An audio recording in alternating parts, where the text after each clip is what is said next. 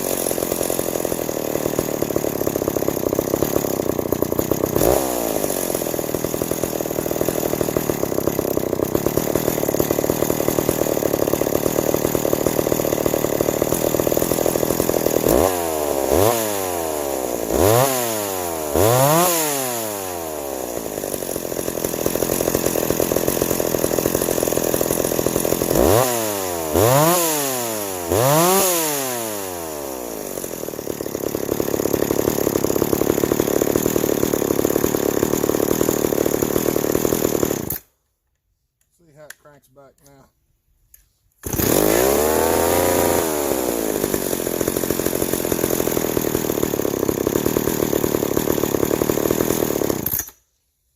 All right, there we go. The whole theory behind it. When you crank your saw, if you try to rev it up and it don't want to rev, it just falls on its face like brr, blur.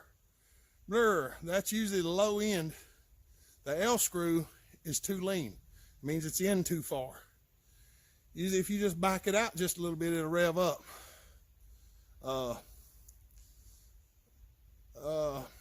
Trying to come up with the easiest way to tell you that, and that is basically the easiest way. If the low side's too lean, it don't want to rev up. It'll just fall out like it's going to cut off. If you hold the trigger, it usually will cut off. So you back the screw out just a little bit. I'd say I usually turn the screwdriver about this much. That's probably a quarter of a turn, something like that. And then try it again, see how it responds. On the 81 video, y'all seen me adjust the low side out because it was falling on its face. If it's too rich on the low end, it'll start chugging when you let it idle, and it'll start slowing down, and it lets out that obnoxious smoke. It makes your eyes burn.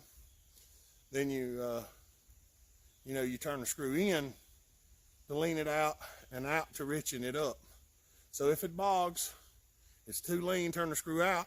If it chugs and it's just blowing smoke, then it's too rich, you turn the screw in until the idle kind of evens out.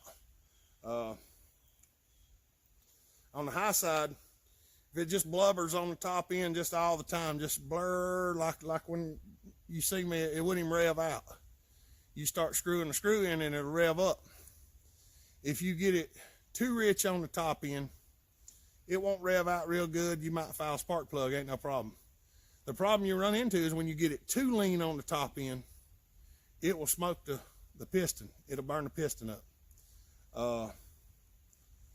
So usually the best thing to do is run it out to where it's blubbering a little bit while you're in the cut, and then just barely pull it back in until the blubber stops while you're cutting, and then try it. And if you know how to read a plug, you can run it a little bit at wide open throttle on a heavy cut and then just shut it straight off, pull the plug out and read the plug. And that helps. Somebody suggested I go into detail. The best I can give you for detail is it does coincide between the low and the high. You can get the low and the high set where the saw runs, but it don't crank good. A lot of these newer saws, we have some trouble with that. And you'll have to crank them and run them a couple of times to get them adjusted right. Because what you'll find is you'll have the low side will be too lean and the high side will be too rich, but the saw will run right. And it's not a real easy thing to figure out on some of the newer ones. The older ones ain't bad at all. If you pull a rope 2 or 3 times, it fires up. You know you got it. If you can crank it without the choke, you either have a needle seeping a little bit, or the low side's out a good bit and the high side's lean, and you're feeding the high side with the low side jet, and it will do that to a degree. The best thing to do is set your low where it idles good. Go in till it's too lean and it blubbers, or it bogs when you give it gas. Then go out until it starts to get rich, where it's starting to chug down. Then set it halfway between those two, or close to halfway between those two, and then set your high side. And that usually comes up pretty good. Sometimes it doesn't work exactly, and you have to fine tune it some when you're out in the wood, and that's not an unusual thing. Sometimes you'll see us pull the screwdrivers out and twist them a little here and there. Altitude, temperature, and fuel mix will change those settings. There's people that say, well, I don't change my screws, I just change my fuel mix. Well, that's not a good idea. Guessing on fuel mix is not a good idea. If you want to run 32-to-1, put 32-to-1 in it and adjust it so that it runs it. If you want to run 50-to-1, put 50-to-1 in it, adjust it so it runs it. If you want to run 30, 42, 45, 35, 30, 20, 16, whatever you want to run, put that in there and adjust it to run it. Then make sure you mix your gas the same way every time. That makes a big difference. You can spend time tweaking on it every time because your mix is different. I mix mine with a ratio right in a marked jug. So I went and put a gallon of gas in my jug. I marked the jug, and then I put the same amount of oil in it every time. That's how I try to keep up with my mix. And most of the time I don't have to tune on my saws, even my portage saws. But that's the way I do it. I think everybody knows what the high and low screws are. If you don't, we might have a video on that shows the high and low screws. Some of the carburetors do not have highs. Some of them do not have lows, depending on the carburetor you've got. Even some of the old Macs don't have a low side screw on them. Some of them don't have a high side screw. If that's the case, you have to just about run 40 to 1. About 40, I think 40 to 1 is what they recommended with the McCulloch oil back in the day. And they usually do fair on that. I run 32 to 1 in everything I've got. And I know some people are going to comment and say this and that and the other. Look, it's whatever you want to do. If you want to run 80 or 100 to 1 AMSOIL in it, you go right ahead. I'm not going to. 32 to 1 has run fine for me since I was a teenager, and I'm not going to change it to something else. Everybody says, well, you can do this, you can do that. You can, but I'm not going to. That's just the way it is. I recommend 32 to 1 in everything that I run for warranty reasons, because if you don't put the oil to it and you got it screaming at 16 to 17,000 RPMs, it is what it is. Metal sliding together real fast. Remember rubbing your hands together, how hot they get? Put a little oil in there, they don't get near as hot. So, that's why I run 32 to 1 and everything. I hope nobody gets upset over that, but that's just the way it is for me. I run 32 to 1 and everything. The only thing I run 50 to 1 in is my Husqvarna leaf blower, because it's set at 50 to 1 and has a non-adjustable carb on it. And with 32 to 1 in it, it won't rev up. So I run 50 to 1 in it. I do put 50 to 1 in people's saws that require 50 to 1. I have a lot of customers that run 50 to 1 and they don't have a problem. And that's all well and good. I don't have a problem with it. I put it in the saws that I tune, the steels and stuff, and the Huskies that some of my customers run. I set them 50 to 1 because that's what they want. And well, we ain't gonna keep rambling about that. It's just whatever you want to run is the best thing, and that's all we'll say. But back to tuning the carburetor. Low side, adjust it first. If it falls on its face, it's too lean. If it cuts off at idle, trying to idle, it's too rich. Set it in between cutting off and too lean, and then set your high side. Get it out where it flutters. Take the flutter away while it's in a cut. Look at your plug. If the plug's white, richen it up. If you're running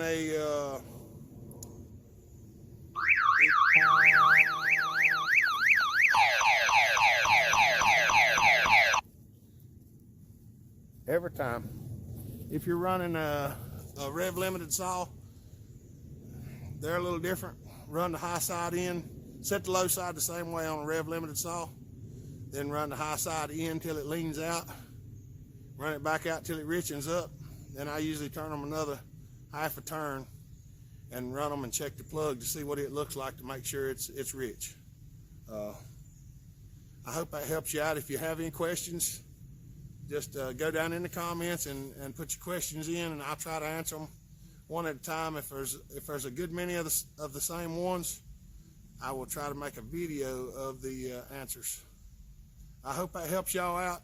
And there is a carburetor rebuild videos in the beginning of the channel. So if you need to see how to rebuild them, go look in there. I hope that helps you out. Welcome to all the new subscribers. We'll work on the other videos later. We're going to try to do a live feed this evening at 5 o'clock. we'll just have to see how it goes, because I'm not 100% sure how to do the live feed. We're going to try it and see what happens. So y'all have a good day, and I'll talk to you later. Bellhopper out.